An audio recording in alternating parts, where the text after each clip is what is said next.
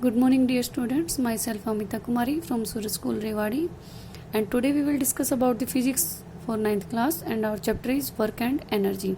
In this chapter we have already studied about the work, its types, energy and its types. Today we will take our next topic and last topic of this chapter, that is power. In this chapter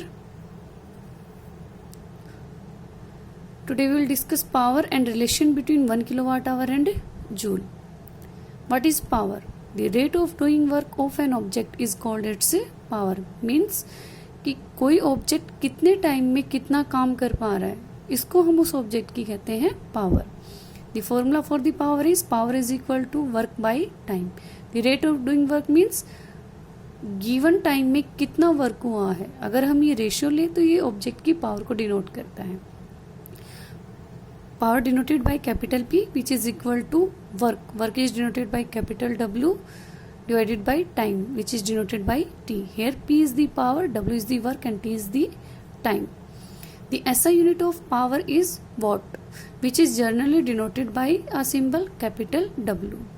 And 1 watt is equal to, means power of an object is said to be 1 watt when 1 joule of work is done in 1 second. Means किसी object की 1 vote जो power है वो कब होगी, जब कोई object 1 second के अंदर 1 जूल अमाउंट ऑफ वर्क करता है, तो उस ऑब्जेक्ट की जो पावर है उसको हम 1 वोट कहेंगे.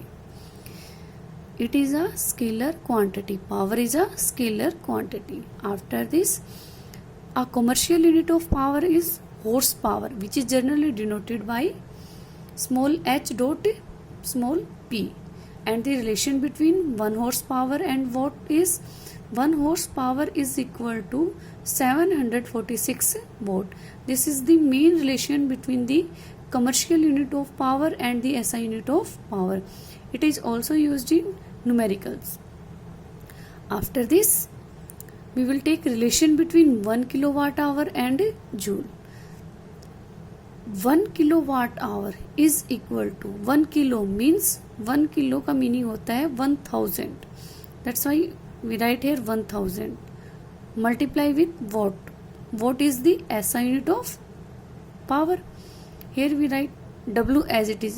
ये जो W है हमारा, ये वोट के लिए है, ना कि वर्क के लिए. यहाँ पर मल्टीप्लाई विथ 1 आवर जो है, ये आवर को हम फर्स्ट सेकंड में चेंज कर देंगे. तो in 1 hour 60 minutes and in 1 minute 60 second. इसलिए हमने 60 इंटू 60 लिखा. मीन्स 1 आवर में कितनी सेकेंड्स होती हैं, 3600 सेकेंड्स होती हैं. इसलिए 60 इंटू 60 लिखा, इसको मल्टीप्लाई किया हमने. 1000 as it is in place of watt. और 1 वोट किसके इक्वल होता है, 1 watt is equal to 1 joule by 1 second. यहाँ पर इस वोट को मैंने रिप्लेस किया है इस रिलेशन से. वोट के प्लेस पे हमने लिखा जूल बाई सेकेंड. तो यहाँ पर ये जो आवर को हमने सेकंड में चेंज किया था, तो सेकंड की एस सेकंड के लिए लिखा था. यहाँ पर वोट के लिए जूल बाई सेकंड लिखा, तो सेकंड से सेकंड कैंसिल आउट हो गया. रिमेनिंग क्या बचा, ओनली जूल. जूल हमने यहाँ लिखा. इन फैक्टर्स को मल्टीप्लाई करेंगे. 1000 multiply with 3600. After multiplication we place these zeros as the power of 10. 36 multiply with 10 raised to power 5 means 1 2 3 4 5. These are 5 zeros.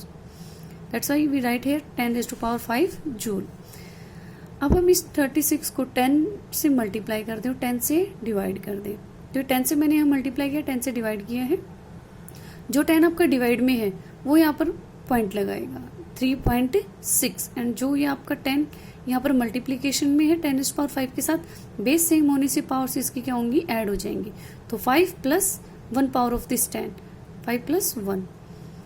Here this is the final relation. 1 kilowatt hour is equal to 3.6 into 10 raised to power 6 joule. This is the most important relation of this chapter. Maximum time exam में relation आपका drive करने के लिए आता है, direct ये relation भी पूछा जाता है. तो इस रिलेशन को आप सभी अच्छे से करेंगे. इस चैप्टर के ऑल नोट्स आपके कंप्लीट हो चुके हैं, और अभी जो आपके एनसीईआरटी क्वेश्चंस आ रहे हैं वो सभी आपको अपनी फेयर नोटबुक में राइट डाउन करने हैं. Okay students, God bless you and thank you.